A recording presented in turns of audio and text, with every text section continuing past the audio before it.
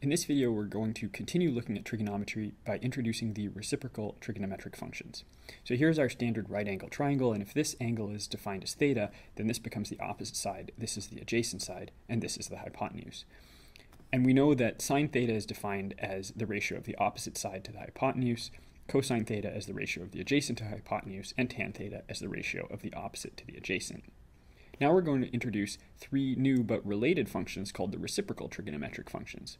The first one, written CSC theta, is pronounced cosecant theta, and it's the reciprocal of the sine function. So cosecant theta is equal to 1 over sine theta. So flipping this upside down, we get hypotenuse over opposite. Cosecant theta is equal to hypotenuse over opposite. The second one, secant theta, is abbreviated SEC, and secant theta is the reciprocal of the cosine theta function. Secant theta is equal to 1 over cosine theta, so therefore flipping this upside down, we get hypotenuse over adjacent. And the last one, the reciprocal of the tangent function, is the cotangent function, and it's abbreviated COT. So cotangent theta is equal to 1 over tan theta, which is equal to adjacent over hypotenuse. One thing that sometimes people get confused about at first is remembering which of these pair up. It's easy to remember to pair up tangent and cotangent, but sometimes there is a temptation to pair sine with secant and cosine with cosecant because they start with the same letter. But that's not the way it goes. Sine is paired with cosecant, cosine is paired with secant. The way to remember that is that only one function in any pair starts with co. So sine is paired with cosecant, cosine is paired with secant. Therefore, only one in each pair starts with co. That's a way to remember it. Also important to note that when we want 1 over sine x, we can either write it as 1 over sine x or as cosecant x now. What we can't do is write it like this. This means something different. This is not 1 over sine x. This means the inverse function of sine x. Instead of taking 30 degrees and giving us a half, like the sine function would do, this function takes a half as its input and gives us 30 degrees as its output, as we saw in a previous video. So sine with a little minus 1 means the inverse function of sine x. It doesn't mean 1 over sine x. Okay, let's look at some examples. Given this triangle, find the ratios cosecant, secant, and cotangent of theta. So if theta is this angle over here, then cosecant theta is equal to 1 over sine theta. We could also write that as the hypotenuse divided by the opposite. So in this case, the hypotenuse is 13, the opposite is 5, so we get 13 over 5. Similarly, secant theta, which is equal to 1 over cosine theta, is equal to the ratio of the hypotenuse to the adjacent. The hypotenuse is still 13, but the adjacent is 12, so secant theta is equal to 13 over 12. And lastly, cotangent theta, which is equal to 1 over tan theta, is equal to the adjacent over the opposite, which in this case is going to be 12 over 5.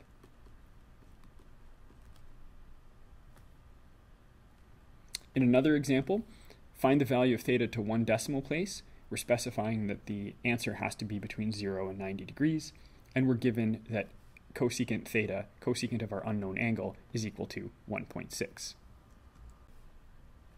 So rewriting cosecant theta as 1 over sine theta, we get that 1 over sine theta is equal to 1.6.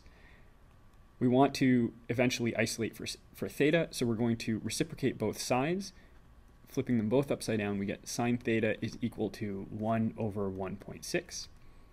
And now if we take the sine inverse of both sides, we get theta is equal to sine inverse of 1 over 1.6. Putting that into your calculator, making sure your calculator is in degree mode, you should get that theta is approximately equal to 38.7 degrees. Let's look at one more example. Given that sine theta is equal to 3 over 5, and theta is an angle between 0 and 90 degrees, find the value of secant theta. Now, if the question asked us to find the value of cosecant theta, it would be very straightforward because cosecant theta is just the reciprocal of sine theta. It would be a one-step question. But this is a little bit more complicated, so let's recognize first that secant theta is the reciprocal function of cosine theta, or if we want to define it in terms of the sides of a triangle, it's the ratio of the hypotenuse to the adjacent. So our question is giving us the opposite to hypotenuse ratio, because sine theta is the ratio of the opposite to the hypotenuse. We need to find the adjacent. So let's draw a triangle that corresponds to the values given in the question. If that's theta, and the ratio of the opposite to the hypotenuse is 3/5, we can put a 3 there and a 5 there. We don't know this side, and this is the adjacent side that we need to solve the question. So let's call that x and use the Pythagorean theorem to work it out. So by the Pythagorean theorem, 5 squared is equal to x squared plus 3 squared. 5 squared is 25 minus 9, so 25 minus 9 is equal to x squared. 16 is equal to x squared.